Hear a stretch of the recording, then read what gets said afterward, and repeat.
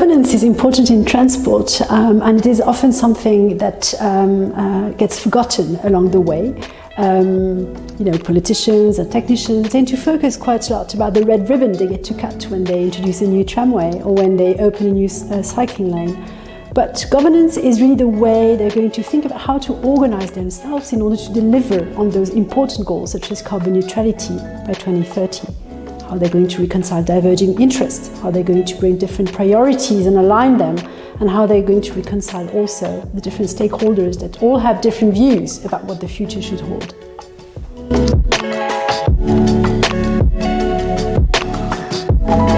So when we think about governance, it can be very theoretical, but it's also about very, very practical solutions that can be introduced. And this is what we have developed as part of SUM+, concrete solutions in order to plan those long-term goals, in order to deliver on them, and also in order to think about how to implement those difficult policies.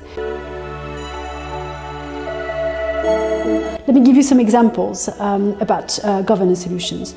The first one is to build ownership and leadership within your municipality, either among the politicians or within the city administration. And this is something, for example, that we've worked on as part of SUM+, together with the city of Lucca. The city of Lucca just introduced a sustainable mobility department, and they wanted to start and open a conversation with other stakeholders within the city administration, but also with neighboring municipalities as well as with the logistics sector. So as part of the SUM+ project, we support them by developing those this ownership within the city administration, but also joining together those different groups and making them start a conversation together. A second example that we could think about when we develop governance solutions has to do with scaling up towards the metropolitan region and to the adjacent municipalities. And there again, Lucca provides a very good example of such a project. Lucca, as part of the Lucca Plain, which is a sort of provincial territorial area which addresses issues such as improving air quality for some time now, was also keen on starting a new discussion about introducing a new SUMP at that particular level. So as part of the SUMP+ project and these efforts to scale up in their governance structure, the city of Lucca has been liaising together with those stakeholders in order to develop a joint planning objectives at the provincial level.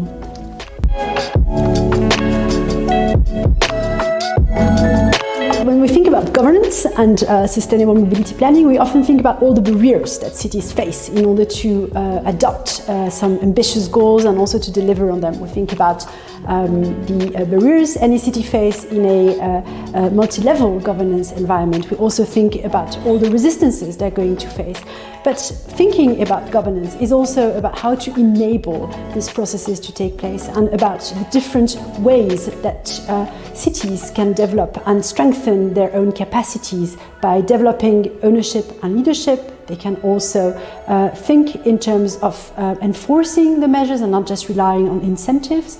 We could also think about solutions that have to do with finding new carbon emission reservoirs and also developing some attempts to systematically revise their strategic planning tool. No plan is going to hold for 30 years. There is a need to revise it on a regular basis.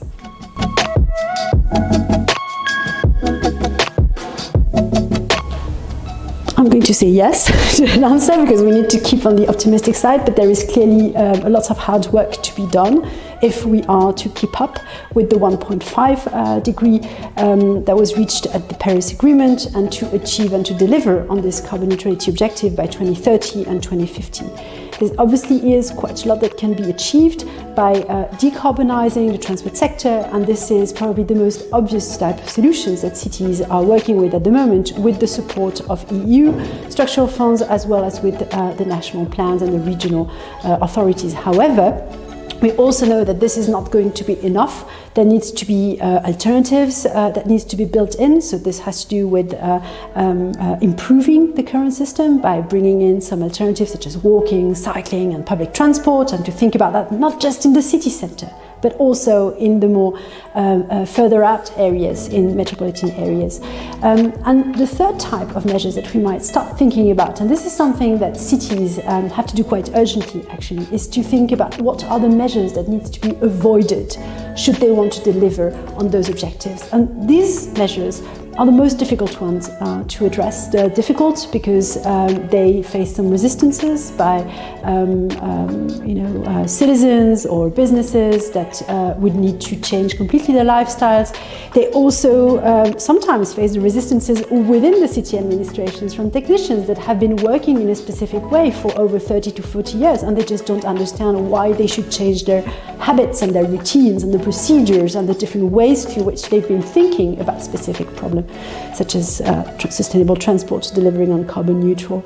And it is also about thinking about politicians and how to get their buy-in on how to deliver on those hard choices. And to be fair, those carbon neutral objectives are looking at 30 years and 50 years ahead of time. We also need to think about short-term goals, and any politician need to think about the next re-election and also about the current political debate, and that's quite all right. However, still needs to be some micromanagement to be done while keeping in sight the long-term goals and trying to bring those two different elements at home. And this is not an easy task. However, the further we wait, the more difficult it will get. So the findings from Some Plus is probably to get on with it. And we also find with other cities in Europe that the sooner you start, the more you learn, and transformative change being a cumulative one, then it means that it will soon be delivering with more speed on those objectives.